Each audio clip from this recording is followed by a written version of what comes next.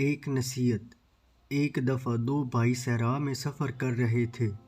راستے میں باتیں کرتے کرتے دونوں میں بحث ہو گئی اور بات اتنی بڑھ گئی کہ ایک بھائی نے دوسرے بھائی کے منہ پہ تھپڑ مار دیا۔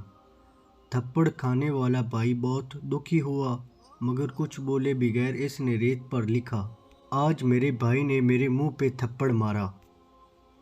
چلتے چلتے ان کو ایک جھیل نظر آئی۔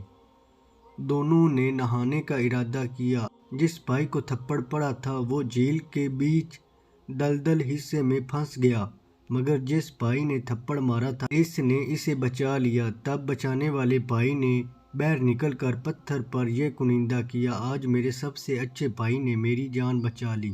یہ دیکھ کر جس بھائی نے تھپڑ مارا تھا اور بعد میں جان بچائی اس نے پوچھا، جب میں نے تم کو دکھ دیا تو تم نے ریت پر لکھا تھا اور جب میں نے جان بچائی تو تم نے پتھر پر لکھا، کیوں؟